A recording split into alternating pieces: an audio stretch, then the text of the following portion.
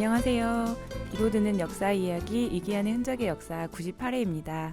예, 안녕하세요. 제가 지금 감기 걸려갖고요. 환절기다 보니까 그런 것 같은데 네, 집 빨리 식구 나으세요. 예, 저기 간호하다가 병원에서 지금 잘 안 낫는데 병원이 가보니까 이 좀 안 좋은 것 같아요. 병원이 오히려 병을 좀 키우는 것 같은 느낌이 들어가고 잘 안 낫네요. 아, 예, 네, 얼른 조심하십시오. 나으셔야 할 텐데. 예, 예, 이번 주는요. 그 얼마 전에 중국이 세계 최초로 뭐 자체 개발한 양자 위성 발사에 성공했다. 뭐 이런 식의 기사가 나왔어요. 그래서 이 뭐 양자 위성이라는 게 혹시 뭐 아시나요? 잘 모르겠습니다. 저도 잘 모릅니다. 근데 어쨌든 특파원 기사를 이렇게 해석을 하면은 그 지상에서 레이저를 통해서 위성으로 보낸 양자 정보를 다른 지상 기지국으로 보내는 방식으로 운영한다. 뭐 이런 위성이라 그러네요. 네, 뭐 세계 최초라고 하니까 뭐 네. 지금 운영되는 위성이랑 좀 다른가 봐요. 예, 뭐 저 양자 정보 같은 경우는 무작위로 생성되고 한 번만 읽을 수 있다는 거라 그러더라고요. 그래서 예. 이 송신자하고 수신자 외에는 정확한 정보를 얻을 수가 없고 또 이제 그 복제화를 하거나 뭐 반복해서 틀거나 그럴 수가 없고 감청이 어렵기 때문에 그래서 이제 그 차세대 통신 기술로 주목을 받고 있다 그렇게 나와요. 아, 네. 근데 혹시 이번 주 과학 관련해서 얘기를 계속 하시려는 건가요?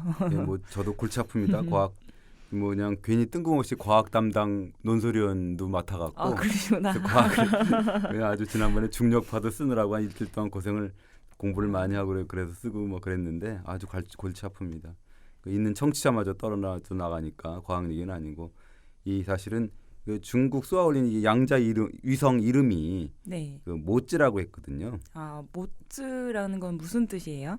예, 우리말 한자로 쓰면 이제 우리가 뭐 얘기하는 묵자 이름입니다. 묵자. 그 묵자는 그 뭐 겸해설 주장하는 그 철학자를 말하는 건가요, 혹시? 예, 그렇습니다. 그 묵자가 맞습니다.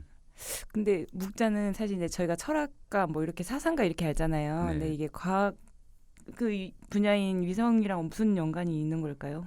예, 뭐 사실 묵자가 누구냐면 아시다시피 춘추 전국 시대, 춘추 시대 말, 전국 시대 초 이렇게 해서 그때를 풍미한 제자백가라고 우리가 얘기하는데 그러면서 이제 묵가라고 해서 우리가 이제 묵자를 따르는 그 이 학문, 학파 이런 걸 묵가라 그러잖아요. 그러니까 네네. 예를 들면 공자를 따르면 이제 유가라고 하듯이 네네. 그런 묵가를 이끌었던 철학가이자 사상가라고 볼 수가 있는 거죠. 네, 근데 묵자가 이제 얘기를 하다 보면 겸해설 이런 사상이 떠오르는데 사실 이거는 나를 사랑하되 남을 사랑하라 뭐 이런 얘기죠. 그러니까 요컨대 서로 사랑하라 뭐 이런 얘기죠. 그러니까 예수님 말씀하고 약간 비슷한 측면이 있는 건데요. 그러니까 신분이나 귀천을 차별하지 말고 천하 사람들 모두 더불어 사랑할 것을 설파를 했죠. 그래서 이제 우리가 흔히 묵자를 평화 박애주의자라고 우리가 알고 있죠. 네. 그런데 중국은 왜 이 양자 위성에 묵자라는 이름을 붙였을까요? 뭐 그렇죠. 그러니까 우리가 흔히 알기를 뭐 이 공자, 노자 이런 분하고 이제 어깨를 나란히 한 어떻게 보면 위대한 사상가라고 볼 수가 있지 않습니까? 네. 이거 어떻게 보면 인공위성과는 좀 어울리지 않은 조합인 것 같다 이렇게 볼 수가 있는데요. 그 이번에 그 양자위성 프로젝트를 주도한 분이 판젠웨이라는 그 중국 과학기술대 교수가 있는데 그렇게 질문을 할 거 아니에요. 이제 외신에서 네네. 그렇게 하니까 이렇게 대답합니다. 묵자는 중국의 과학자다. 그러니까 과학 조상의 이름을 딴 것은 존경의 의미를 담고 있을 뿐만 아니라 중국 문화에 대한 자신감을 높이는 데도 큰 도움이 될 것이다. 이렇게 얘기를 했습니다. 그러면 묵자가 과학자라는 얘기인가요? 예, 뭐 과학자였을 뿐만 아니라 사실은 그 무기 개발자라는 걸 제가 처음 알았어요. 무기 개발까지 했어요. 예, 그래서 제가 사실은 이 한번 알아보려고 이런저런 자료를 찾아보니까 굉장히 재미있는 자료가 보이더라고요. 그러니까 뭐냐면 묵자가 독가스를 처음 개발했다 이런 내용이 나와서 이거 되게 흥미있게 제가 다시 한번 쳐다보게 되고 연구를 하게 된 건데요. 그래서 이제 이번 주 주제를 제목으로 잡자면 박애주의자 묵자가 독가스를 개발한 이유는 과연 무엇이냐라는 거를 이제 제목으로 하면서 풀어보려고 합니다.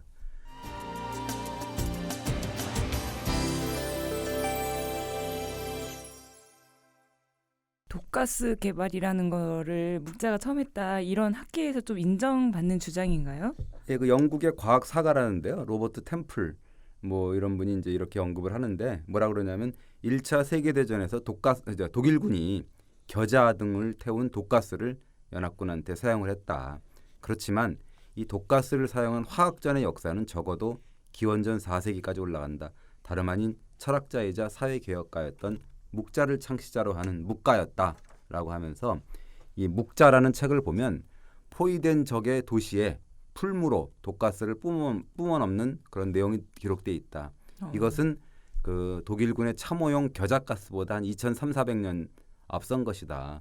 그리고 중국인들은 소가죽으로 만든 풀물을 화로에 연결시킨 뒤에 말린 겨자알갱이나 그 밖에 유동 식물로 그 불을 태웠다. 이렇게 나와 있어요. 그러면 문헌에는 확실하게 묵자가 이 독가스를 개발했다 이런 기록이 있다는 거잖아요. 예, 그렇습니다. 그 독가스를 이용한 화학전의 비조가 이제 뭐 묵자라는 얘기니까. 그래서 제가 그 이 집에 서고에 이제 꽂혀 있거든요. 묵자라는 책이. 그래서 네, 이제 네. 서둘러 이제 꺼내봤는데 과연 그런 내용이 있더라고요. 그래서 옛날에 이렇게 쭉 한번 훑어볼 때는 그냥 무심코 지나간 건데 뭐 이런 생각이 들었습니다. 책에 어떤 내용이 적혀 있었어요? 예, 그 아까 얘기했듯이 묵자라는 책이 묵자와 묵가, 그러니까 제자들의 사상을 이제 담은 거니까 뭐 예. 묵자 시대에 한 번에 만든 책은 아니고 한 1~200년 사이에 계속 이제 정리하고 그런 책이잖아요. 네. 그때를 보면 그 묵자의 제자인 금활리라는 사람이 있는데요. 그 금활리가 묵자한테 묻는 내용이 나옵니다. 뭐라 그러냐면 적이 성을 공격할 때 땅굴을 파서 성 안에 침투하는 경우가 있습니다. 그런 적을 어떻게 막아야 됩니까? 라고 이제 질문을 하거든요. 그러니까 이제 묵자가 여러 가지 대응 전략을 얘기를 해줍니다. 미주알고주알 얘기하면서 굉장히 어려우면서도 아주 굉장히 많아요, 내용이. 그러면서 이제 중간에 한 가지 중요한 팁을 주는 거죠. 말씀하신 그 중요한 팁이라는 것은 아마도 독가스를 써라 뭐 이런 내용이었나요? 예, 그렇습니다. 적이 성 밖에서 땅굴을 파고 몰래 들어오는 경우가 있잖아요. 네. 그럼 그렇게 하라는 거예요. 어떻게 하냐면 굴 안쪽 입구에 아궁이를 만들어라. 그리고 쑥과 풀 7~8다발을 굴에 넣고 급히 풀무질을 해서 적한테 연기를 뿜어라. 그리고 풀무는 소가죽으로 만든다. 뭐 지렛대를 이용해서 풀무질한다. 이게 풀무질이라는 게 연기를 이렇게 불어넣으면서 발로 이렇게 밟아갖고 지렛대 역할을 하는 거잖아요. 그래서 타는 목탄에 석탄까지 넣어서 부뚜막에 가득 차게 해서 연기가 빠져나오지 않도록 한다. 뭐 이런 식의 어떤 구체적인 예, 진짜 방법을 구체적인데요. 씁니다. 예. 이게 풀무질을 해가지고 쑥과 풀을 이제 연기를 막 굴로 보내라 뭐 이렇게 적어 놓은 거죠. 예, 그렇습니다. 뭐 그러면서 이런 내용도 있어요. 굉장히 자세하게 나오거든요. 그러니까 예를 들자면 땅굴 우리가 뭐 북한에서도 뭐 땅굴 파고 막 그랬다는데 갱도 작전이라고 하고 그래서 이제 저기 땅굴을 파는 그 순간에 이제 우리도 대응 땅굴을 파고서 만날 때쯤 해서 어떻게 하냐면 이제 도끼를 장착한 두레박으로 강한 충격을 가하면 이제 좀 통할 거 아니에요, 조금. 네네. 적의 땅굴하고 우리 땅굴하고 그런 경우 이제 흙이 부서져도 적군하고 아군의 굴이 통하게 된다 이거죠. 그러면 어떻게 하느냐? 겨와 똥 같은 더러운 것을 적군의 굴에 집어넣고 그다음에 그 위에 풀과 쑥 이런 거 7~8다발을 묶어서 연기와 불이 위로 뿜어져 나오지 않게 하고 풀물을 설치해서 적군을 향해서 연기를 불어넣는다. 이런 아주 구체적으로 이런 가스를 사용하는 방법을 얘기하고 있습니다. 네. 그 내용을 보면 뭐 쑥이나 풀 또 뭐 똥 약간 더러운 것도 마찬가지인데 네. 이런 걸 좀 태워가지고 연기를 참 보냈다. 그러면 아마 적이 질식하지 않았을까 이런 생각이 드는데요. 이게 사실상 독가스인 거잖아요. 생각을 해보세요. 똥 같은 거 우물 태워갖고 그 그렇죠. 맡으면 냄새가 얼마나 독한데. 독하겠습니까? 거의 죽는 거죠. 그러니까 이 사실은 그 묵자를 읽어보면은 제가 이렇게 한번 쭉 읽어봤거든요. 다시 새삼스럽게 읽어봤더니 그 로버트 템플이라는 그 과학사가의 주장이 왜곡 과장은 아니구나 이런 생각이 듭니다. 그러니까 아까 얘기했듯이 쑥과 독풀 그다음에 겨와 똥 아주 지독한 연기 냄새가 날 거 아닙니까? 네네. 그러니까 그런 적군을 격퇴했다 이런 게 분명하게 나와 있잖아요. 네. 근데 이 묵자라는 사람 사상가에 대해서 좀 이렇게 기록으로 좀 어떻게 좀 어떤 인물이다 이런 기록이 남아 있나요? 그 원래는 이 춘추전국 시대 육아와 함께 아주 양대 학파를 형성하고 있었던 건 맞는 것 같아요. 그러니까 묵자 네. 가르침이 옛날에는 그 사회에 큰 영향을 끼쳤다 이렇게 하고 명성도 또한 공자만큼은 높았다 이렇게 하는데 사실은 그 묵자의 생애와 활동을 전하는 전기라든가 사료는 사실 거의 남아있지 않습니다. 우리가 뭐 제가 늘 그 칭찬에 맞이하는 사마천의 사기라는 역사책에 보면 맹자 순경 열전에 딱 24자로 이제 묵자를 소개를 하는데 뭐라 그러냐면 송나라 대부고 그 성을 지키는 수성전 그다음에 방어 전술에 능했고 비용을 절약할 것을 주장을 했다. 어떤 사람은 묵자가 공자와 동시대 인물이라고도 하는 사람이 있었고 어떤 사람은 공자보다 뒤에 살았던 사람이라고도 했다라고 이제 얘기를 하거든요. 그러니까 묵자가 이제 연구에 따르면은 기원전 494에서 468년 사이에 태어나가지고 기원전 한 420년에서 376년 사이에 죽었다 이렇게 나오는데요. 시기를 보면 사실은 그 공자 이후에 맹자 이전 뭐 그 사이에 태어났으면 이제 알 수 있습니다. 네. 그렇다고 하더라도 뭐 이 24자로 기록이 남아 있다는 건데요. 아주 진짜 기록이 너무 없는 거 아닌가 싶네요. 예, 그렇습니다. 그래서 이제 수수께끼 인물로 좀 남아 있는데 성씨가 과연 묵씨였는지도 이견이 좀 있습니다. 왜냐하면 이 묵자가 묵형이라고 있잖아요. 묵형이라고 아세요 혹시 그? 잘 모르겠어요. 그러니까 그 범죄를 저지르면 조선 시대도 그렇고 옛날에 고대 사회에서는 예. 그 목도 자르고 뭐 다리도 자르고 그래서 월형이라고도 하고 뒤꿈치 자르는 형 벌이거든요. 그게 지난주에 허리 얘기하셨는데 허리 잘 요차명도 있고 예. 많잖아요. 그다음에 뭐 그 중요한 부위를 자르는 뭐 궁형도 있고 그런데 묵형이라는 건 뭐냐면 문신을 가하는 거예요. 이마에다가 너는 죄인이다 네. 해갖고 문신을 가해갖고 창피해 영원히 창피하게 만드는 영영 그죠. 창피하게 사극 만드는 보면 그런 나오긴 거죠. 하더라고요. 그러니까 그런 걸 당한 사람 아니냐. 그래서 그걸 묵형이라고 하거든요. 검은 글씨로 묵을 했다 그래갖고 그래서 그런 걸 당했기 때문에 묵시양 아니야? 뭐 이런 이견도 있습니다. 뭐 그런 설도 있어요. 이름이 그렇게 그렇다고 하면 출신 성분도 좀 알 수 있는 건 아니겠어요. 예, 그렇습니다. 뭐 사기나 한서 이런 게 보면 송나라 대부라고 하는데 확실치는 않고요. 묵자에 보면 어떻게 나오냐면 당대 사람들이 묵자의 행동을 보고 천인이나 하는 짓들을 했다 이런 식으로 이제 얘기를 하고 묵자도 스스로 이제 천인을 자처했다 이렇게 그 기사가 나옵니다. 그렇다고 하면 묵자가 이제 아주 이제 중하위 계급의 뭐 기술자이거나 노동자 출신이었다 뭐 이럴 가능성도 있는 거네요. 예, 뭐 그런 설이 또 있고요. 그러면 출신 성분도 좀 불분명한데 이 묵자의 사상을 담은 이 책 있잖아요. 묵자라는 책은 어떻게 전해진 거예요? 아까 잠깐 말씀드렸지만 이 묵자라는 게 그 묵자의 제자 묵가가 어떻게 보면 이제 뭐 한 200년 정도 그 시공을 초월해서 이제 가공하고 정리하고 창작한 뭐 책이라고 볼 수가 있습니다. 그리고 네. 이 묵자라는 책이 정해진 거는 이 동진 시대 그러니까 한 3, 4세기 정도 되는 거죠. 기원 후 그 이 동진의 이론가였는데 갈홍이라는 사람이 이 묵자를 도교의 신으로 이제 기록을 하면서 그래서 이 묵자라는 책이 한 53편이 남아 있어요. 이 갈홍 덕분에 이제 지금까지 전해지고 있는 거죠. 근데 처음에 이제 묵자가 독가스를 처음 만든 어떤 그런 과학자라고 했는데 혹시 뭐 다른 무기도 만들었었나요? 군사 무기도 여러 만들었다 그러는데요. 이 사기에 뭐 약간 나왔듯이 24자에 나왔듯이 성을 지키는 방어 전략에 능한 군사 전략가였다 이렇게 나옵니다. 어떤 무기를 발명을 했는데요? 예, 특히나 수성 무기 그러니까 성을 지키는 무기 개발에 조예가 네네. 깊어서 왜 그러냐면 병기는 나라의 발톱이다 이렇게 자기가 주장을 했거든요. 그래서 침략 전쟁에서 성을 보존하고 나라를 지키려면 우수한 무기와 장비가 있어야 된다 이렇게 믿었습니다. 네. 국장 주신 자료를 보니까 이제 그 글라이더 같은 뭐 이런 무기도 만들었어요? 예, 그렇습니다. 그 이 나무로 만든 연이라 그래서 목연이라고 하는데 그 이게 보면은 찾아보니까 그 신기하게 이제 연암 박지원의 열하일기에 잠깐 언급이 됩니다. 뭐라 그러냐면 박지원이 뭐라 그러냐면 나무연을 만든 묵자를 사람의 눈을 현혹시키는 무리 중 한 사람으로 꼽고 있는데요. 이런 기사가 나와 있어요. 열하 그러니까 열하가 어디냐면 그 중국 하북성 북부에 있는 강이거든요. 거기 가보니까 날마다 온갖 회개한 놀이와 잡스러운 연극이 펼쳐지고 있었다. 그 예전부터 사람의 눈을 현혹시키는 그런 아주 이상한 그 술책이 성행을 했다. 묵자는 비록 군자였지만 나무연, 그러니까 목연을 날리는 데 능했다. 이런 수법으로 사람을 놀렸으며 이렇게 인식에 놀렸다는 얘기로 막 하고 네. 있죠. 박지원은 이 묵자를 이게 사람의 눈을 현혹시키는 뭐 약간 사기꾼 뭐 이렇게 네. 언급한 것 같긴 한데요. 혹시 뭐 다른 또 신무기 또 있었나요? 예, 그렇습니다. 그 가장 훌륭한 수송 무기가 하나 뭐냐면 연노차라 그래갖고 뭐냐면 이 차에 장착을 하는 연발식 화살 발사 장치라고 하는데요. 이 금활리라는 묵자의 제자가 연노차를 이렇게 소개를 하는데 여러 개의 쇠뇌를 단 수레로 이제 그 흙을 높이 쌓고 성을 공격하는 적에 대비하는 거다 이거죠. 그러니까 쇠뇌라는 거 이제 화살이거든요. 쇠로 만든 화살, 아주 강력한 화살인데 그 살통이 그 150건의 구리로 만든다 뭐 이런 식으로 얘기하면서 줄을 잡아당길 때 도르래로 조이고 화살 길이는 뭐 10자나 되고 그다음에 줄을 화살 끝에 주살처럼 메어놓고 도르래로 말아 걷어들인다. 쏘고 나서 걷어들인다는 얘기죠.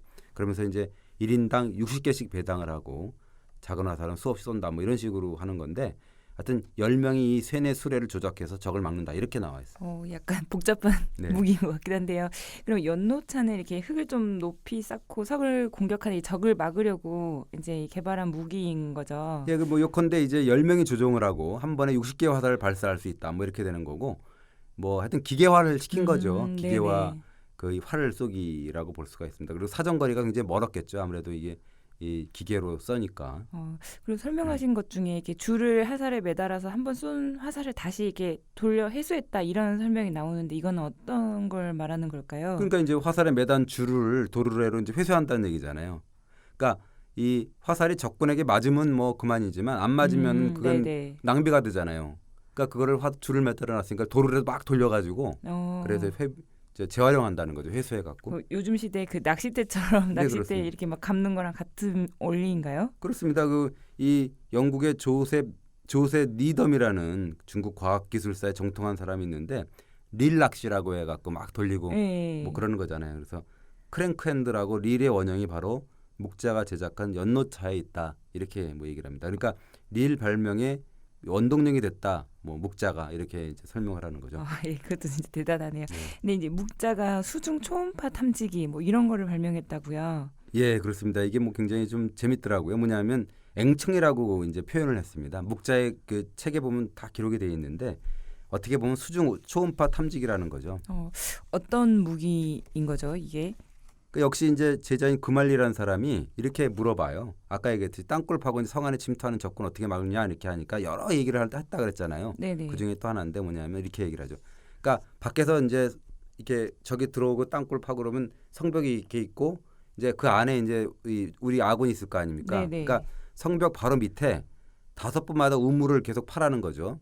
그러면서 그 우물에다가 뭐 40말 정도, 40말 정도 들어가는 큰 독을 넣고 그 독을 뭐 아주 부드러운 가죽군 같은 거를 단단히 싼 다음에 그 우물 속으로 넣어두는데 그런 다음에 귀가 밝은 사람을 독 안에 집어넣으라는 거예요. 그러면서 엎드려서 가만히 듣게 한다는 거죠. 그러면 이제 적이 파는 굴의 위치를 감지할 수 있다 이렇게 나옵니다. 그러니까 우물을 판 다음에 독을 그 안에 넣고 또 그 안에 사람이 들어가서 이렇게 적이 오는 소리를 계속 듣는다 뭐 이런 원리인 거네요. 이게 실제로 이제 과학자들이 나중에 그거를 한번 실험을 해봤다는데 들린다는 거죠. 뭐냐면 예. 이게 딱 독 안에 들어가갖고 이제 그 밖에는 독이 있고 그 밖에는 물이 좀 있을 거 아니에요. 우물이니까. 네네네. 그 다음에 이제 그 적군이 흙을 들여서 이렇게 성벽을 이렇게 파고 들어올 거 아니에요. 예. 그러면 그 음이 그 진동이 돼갖고 그 물을 이렇게 진파를 느낀다는 거죠. 흐름을. 그게 이제 들린다는 거예요. 그것도 진짜 신기하네요. 그래서 이제 그거 보면 소리를 뭐 측정하는 측성학 이런 거에 선구자다, 뭐 묵자가 이렇게 이제 얘기를 합니다. 네. 지금까지도 많이 나왔는데 또 다른 무기가 있을까요? 예, 전사기라 그래갖고 전이 뭐냐면 회전전자거든요. 그래서 회전하면서 쏜다는 무기니까 어떻게 보면 막 돌리면서 많은 화살을 쏠 수 있다는 뭐 다연발총이라고 할까요? 뭐 옛날에 따발총도 옆으로 보면 네, 그렇게 하는 예. 거죠. 그러니까 20분마다 한 대의 전사기를 놓고 활을 잘 쏘는 병사로 하여금 조종을 담당하고 조수한 사람은 옆에 뒀고 그러니까 뭐 따발총이니 뭐 이렇게 뭐 그게 제가 무기에 대해서 잘 몰라갖고 하지만 그런 거가 볼 수가 있습니다. 네, 대체로 이렇게 그러니까 그 성을 지키는 수성 무기들이네요. 예, 그렇습니다. 뭐 그 보면 자거 혹은 자차라는 그런 수송 무기도 만들었는데 성벽에 이 난간을 이렇게 수레를 만들어서 수레에 난간을 붙여갖고 성벽이 이동할 수 있게 성벽 위에서 이동할 수 있게 만들어가지고 그래서 이제 화살이나 돌이나 뭐 이런 걸로 묶어갖고 아까 얘기했듯이 뭐 던지거나 이런 식으로 해서 쏘는 무기인데 20분마다 자거를 한 대씩 두어갖고 계속 돌아가면서 자동적으로 이렇게 왔다 갔다 하면서 이동하면서 그 공격을 수성을 하는 그런 그 무기였다 그럽니다. 네.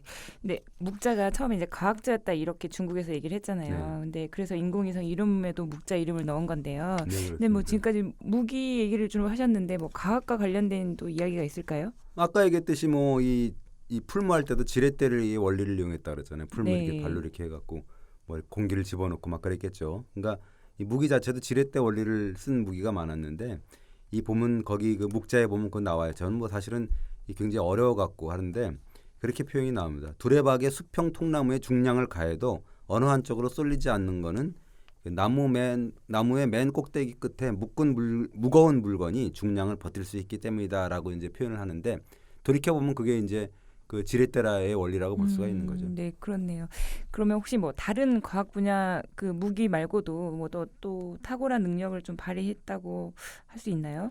예, 뭐 수학, 역학, 기하, 광학 뭐 이런 게 아주 뭐 대단했다는 건데 묵자택에 다 나오는데 제가 그걸 보면서 그냥 넘어갔던 거죠. 그냥 아니 너무 어렵고 그래갖고 몰랐는데 지금 보니까 또 새로운 건데 우리가 뭐라고 표현하냐면 원은 한 중심으로부터 같은 거리에 있는 것이다라고 이제 표현이 돼 있어요. 근데 그거는 유클리드의 그 원론 거기에 그 원의 정의에 나오는 내용하고 아주 흡사하다는 거죠. 유클리드라고 하면 기하의 아버지 이렇게 얘기하잖아요. 예, 그 유클리드가 기원전 300년 무렵의 인물이라 그런 거거든요. 그러니까 네네. 묵자가 어떻게 보면 유클리드보다 100년 정도 이상 더 훨씬 전에 뭐 이런 그 기하학 명제를 설명을 하는 뭐 그런 놀라운 일을 한 거죠. 네. 뭐 어려운 분야긴 한데 역학 분야에서도 탁월했다고요. 예, 뭐 그렇습니다. 뭐 힘을 이렇게 정의를 합니다. 힘은 무거운 것을 말한다. 아래에서 무거운 것을 들어올리는 것은 힘의 작용이다라고 하는데 어떻게 보면 이게 가속도라고 볼 수가 있고 어떻게 보면 만류인력의 법칙 이렇게도 우리가 해석할 수가 있다 그러더라고요. 그러니까 대단히 놀라운 얘기죠. 그리고 묵자가 바늘구멍 사진기의 원리도 찾아냈다 이렇게 또 기록이 있었나요 혹시?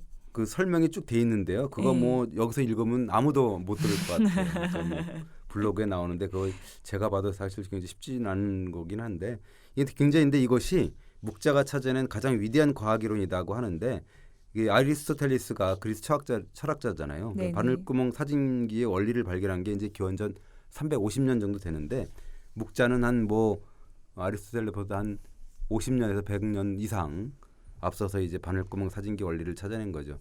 그러니까 뭐냐면 그 구멍이 이렇게 있는데 빛이 있으면 발끝에 있는 그 빛은 똑바로 가잖아요. 네네. 그러니까 발끝에 비치는 빛은 구멍을 통하면 위로 가잖아요. 구멍을 통해서 가면 쭉 또 직선을 가니까. 그다음에 머리 끝에 있는 빛은 구멍을 통하게 되면 그 구멍을 통해 갖고 밑으로 가게 되지 않습니까? 빛이니까 네네네. 직진을 하게 되니까. 그러니까 이제 반대서 보면은 상이 거꾸로 보인다는 거잖아요. 그것이 이제 바늘구멍 사진기 원리거든요. 그러니까 현대 중국의 물리학자인데 천인자오라는 사람은 이렇게 조리 있고 완전한 기술이라는 게 이제 썼다는 거죠. 네네. 그렇게 기술한 거는 정말 수백 자에 불과한데 2300~400년 전에 이렇게 한 그 묵자가 이룩한 것은 세계적으로도 위대한 광학 이론이다라고 이제 평가를 합니다. 네. 지금까지 계속 과학 얘기를 했는데요. 이제 궁금한 게 하나 있다고 하면 묵자가 이제 아까 처음에 얘기했지만 서로 사랑하라 이런 박애주의자였다고 네. 했잖아요. 근데 왜 이렇게 사람을 죽이는 도구라고 할 수 있는 이렇게 무기를 만들었을까요? 살상용 무기를 만들어 놓은 건 좀 이해가 안 가죠. 네. 그러니까 우리가 묵자가 알다시피 이제 그 사람과 사람과의 반목과 다툼이라는 거는 겸해 서로 사랑하는 거에 부족함에서 출발한다 이렇게 얘기를 한 거잖아요. 반목과 갈등 그다음에 전쟁을 없애려면 자기 몸을 사랑하듯이 남을 사랑하면 된다는 그렇게 주장을 한 거거든요. 네. 근데 이 묵자가 말하는 사랑은 유교에서도 물론 사람을 사랑하라는 얘기가 있을 텐데 뭐가 좀 다른가요? 유교의 그 인애라는 거는 출발이 가족이거든요. 혈연 뭐 이렇게 볼 수가 있는 거죠. 그렇다면 이 묵자의 겸해 사상은 보편적인 사랑을 말하는 거네요. 예, 그렇습니다. 그 사람은 나이가 많고 적음 이런 거, 그다음에 신분이 높고 낮음 이런 구별 없이 모두 하늘의 신하다 이렇게 얘기를 하는 거고 노예까지도 사랑해야 된다라고 주장을 네. 하거든요. 그러니까 여자 노예도 사람이고 남자 노예도 사람이다. 이것은 여자 노예, 남자 노예를 다 사랑하는 거는 결국 사람을 사랑하는 것이다. 이렇게 얘기를 하거든요. 네. 타당한 얘기인데 유교 입장에서 봤을 때는 이 이론이 좀 받아들일 수 없는 주장이었을 것 같아요. 그렇죠. 그러니까 돈하게나 다 사랑하라는 뭐 그런 네. 얘기니까 십자포화를 맞은 거죠. 육아에 십자포를 맞았다고 하는데 맹자는 이 겸해론을 두고 뭐라 그러냐면 아주 매서운 혹평을 가하는데 남의 아버지까지 사랑하라는 그 묵가의 겸해는 아비도 없고 왕도 없고 뭐 그런 무부무군 학문이다. 짐승의 사랑이다. 이렇게 아주 혹평을 합니다. 이 겸해에 대해서 짐승의 사랑이다. 뭐 이렇게까지 좀 막말 같은 느낌인데요. 예, 그렇습니다. 그 뭐 이 참 굉장히 이제 혹평을 한 건데 그럼에도 불구하고 묵자는 이 평화와 사랑을 위해서 동분서주했잖아요. 묵자가. 예. 그래서 이제 묵자를 굉장히 그 칭찬을 하는 대목도 있습니다. 맹자가 뭐라 그러냐면 묵자는 머리끝부터 발꿈치까지 다 닳아 없어지더라도 천하를 이롭게 하는 일이라면 한다라고 이제 맹자의 진심상이라는 데에서 얘기를 합니다. 이 말씀 들어보면 정말 이렇게 타인을 사랑하는 사상을 가진 묵자인데 이렇게 살상용 무기를 개발했다는 거가 좀 이해가 안 돼요. 뭐 이중인격자 이렇게 비춰질 수도 있을 것 같고요. 예, 그렇습니다. 이제 그거는 이제 뭐 묵자를 좀 띄엄띄엄 아는 그런 걸 수가 있는데 네네. 이중인격자라고보다는 어떻게 보면 굉장히 지극히 겸해주의자, 평화주의자였잖아요. 그래서 네네. 사실은 묵자 사상의 핵심이 뭐냐면은 비전입니다. 비전 비공이거든요. 그러니까 싸우지 않고 공격하지 않는다 이런 얘기거든요. 말하자면 침략 전쟁은 부정을 한 거네요. 예, 그렇습니다. 우리가 알듯이 춘추전국 시대라는 거는 약육강식의 시대거든요. 그러니까 나라와 나라, 귀족과 귀족, 그다음에 뭐 이런 식으로 해서 끊임없이 전쟁을 벌였고 이 전쟁 때문에 승자 패자 모두 다 이제 고통을 안겨주는 거죠. 가장 중요한 거는 백성들의 삶이 네. 피폐하게 되는 거잖아요. 뭐라 그러냐면 요즘의 임금은 영토를 늘리려고 침략 전쟁을 벌인다. 죄 없는 백성이 희생된다. 이것은 겸해를 바라는 하늘의 의지를 거스르는 중대 죄악이다. 이렇게 얘기를 하는 거죠. 근데 그럼에도 불구하고 전쟁을 하잖아요. 네. 춘추전국 시대니까. 그가 어쩔 수 없는 거죠. 침략을 해오니까. 그러니까 묵자는 이 침략 전쟁을 막으려고 이렇게 방어용, 그러니까 수성 뭐 무기 이런 거를 개발을 했다는 거네요. 예, 그렇습니다. 아까 잠깐 말씀드렸지만 모두 방어용 무기만 개발을 했거든요. 그러니까 맹자가 칭찬을 했듯이 묵자는 전쟁을 막는 일이라면 천리를 마다 않고 달려갔다. 뭐 이렇게 얘기를 하는데 맹자 말고도 장자까지도 칭찬 릴레이를 합니다. 뭐라 그러냐면 묵자는 참으로 천하의 호인이다. 찾으려 해도 얻기 어려운 사람이다. 묵자의 제자들도 그랬다.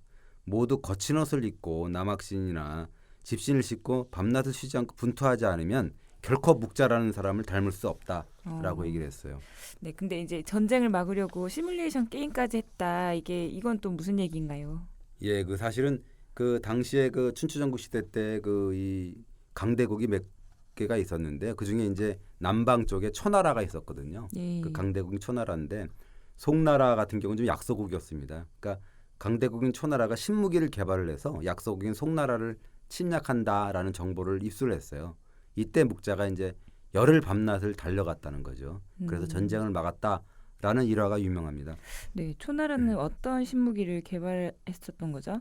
그 당시에 초나라에 공수반이라는 아주 신무기 개발자가 있었거든요. 이 공수반은 뭐 아주 지금도 그 아주 무기의 신 이렇게 나오는 사람인데 공신이라고 나오거든요. 네. 그러니까 초나라를 위해서 배를 만들어 가지고 월나라를 이 패하게 만든 인물이었는데 이 공수반이 이번에는 운제라는 신무기를 만들어서 송나라를 침공할 준비를 하고 있었다 이렇게 나오는 거죠. 이 운제라는 신무기는 어떤 무기예요? 그 뭐냐면은 뭐 예전 지금으로 따지는 신무기하고 개념이 다른 거죠. 지금 네. 따지면 별거 아닌 것 같은데 수레에 높이 올라가는 사다리를 붙여갖고 성을 공격하는 당시로서는 굉장히 신무기인 거죠. 지금으로 따지면 뭐 접이식 고가 사다리차 뭐 이런 식으로 할 수가 있는 거죠. 네, 상상이 좀 되네요. 예, 네. 그렇습니다. 그러니까 이 그런 소식을 들으니까 그다음만 해도 굉장히 신무기였던 것 같아요. 그러니까 불이 났게 송나라로 달려가지고 공수반을 만납니다. 그러면서 이제 묵자하고 공수반 그리고 이제 초나라의 그때 임금이 해왕이었는데요. 그 해왕 간 주고받은 그런 외교전 그런 굉장히 숨막힐 정도로 전개가 됩니다. 이 양측이 뭔가 이게 서로 대화로 외교전 했다는 얘기인 것 같은데요. 어떻게 설득을 하려고 했나요? 예, 뭐 공수반을 일단 만나서 묵자가 이렇게 물습니다. 이렇게 물어요. 당신 과연 송나라가 무슨 죄가 있느냐고 물어봤어요. 그러니까 그렇게 물어봤어요. 그러면서 이제 죄 없는 송나라를 강구대국인 초나라가 공격하는 것은 그거는 어질지가 않는 일이다. 초나라는 지금 땅이 남아돌고 있고 넓고 백성 수는 적다 근데 그나마 부족한 백성들을 더 죽이려고 그러냐 전쟁을 일으켜갖고 네. 남아도는 지금 땅은 남아돌고 있는데 굳이 남의 땅을 빼앗을 이유가 있느냐 그거는 정말 어불성설이다라고 하니까 공수반 사실 기술자였지 그런 논리는 약하거든요. 그러니까 이제 예. 대꾸를 하지 못하고 설득을 당합니다. 그러면서 뭐라 그러냐면 그러나 이제 뭐 이미 뭐 전쟁을 선포했는데 되돌릴 수 없는 거 아니냐라고 이제 얘기를 해요. 그러니까 이제 묵자가 초나라 임금한테 이번에는 달려갑니다. 그럼 이 초나라 임금은 뭐라고 대응을 했나요?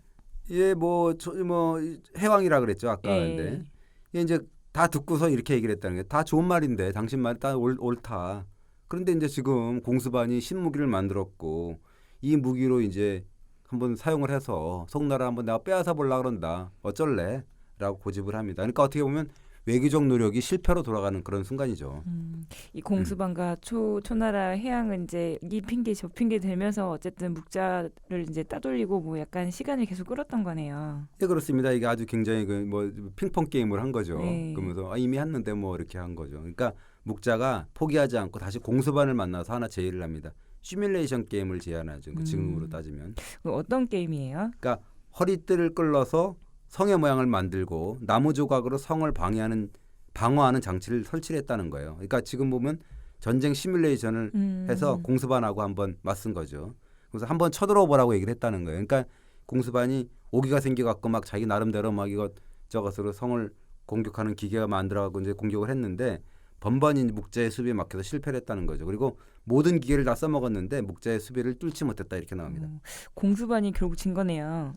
그러면서 이렇게 얘기를 했답니다. 굴복을 했는데 그러나 저는 선생님을 막아낼 방법을 지금 알고 있습니다. 그럼에도 불구하고 말하지는 않겠습니다라고 얘기했다는 거예요. 그러니까 묵자가 역시 이렇게 대꾸를 했다 그럽니다.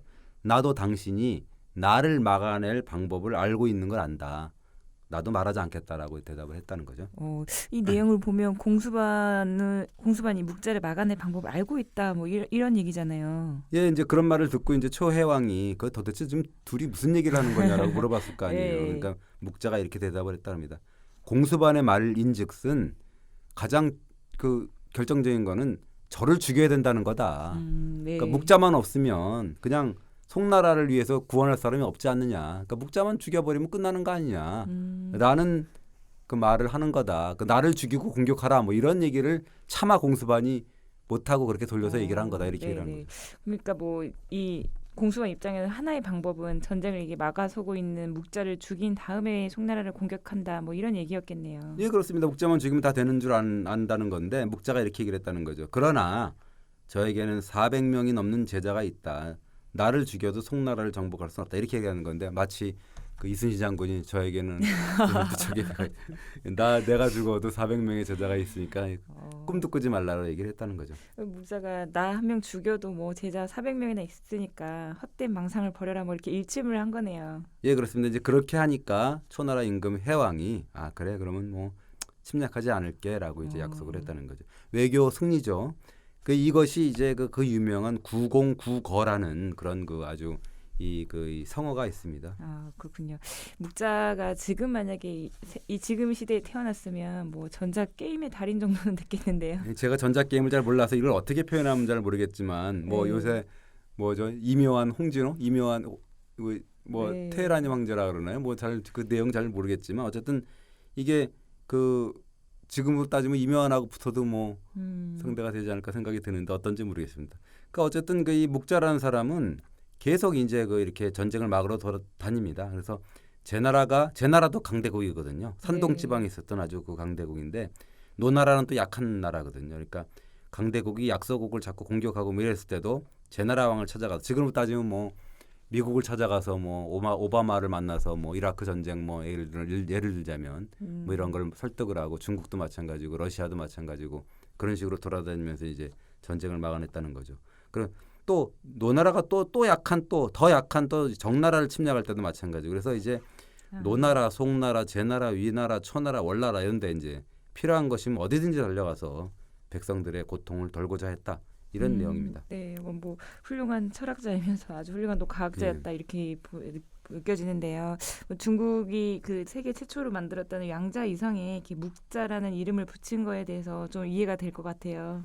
저는 이런 걸 읽어보면 옛날 사람들은 참 진짜 학문의 깊이라는 거를 알 수가 없다라는 생각이 듭니다. 그러니까 뭐 우리가 얘기했던 뭐 갈릴레오 갈릴레이도 그렇고 뭐 미켈란젤로도 그렇고 뭐 다 그렇잖아요. 아리스토텔레스도 마찬가지고 한 분야에 다 정통한 건 아니잖아요. 네, 맞아요. 모든 분야에 통달하는데 이게 뭐 요즘 같으면은 뭐 우리 고고학도 보면은 토기의 그 입모양 가지고 뭐 박사가 나오고 그러는데 그거 위에는 잘 몰라요.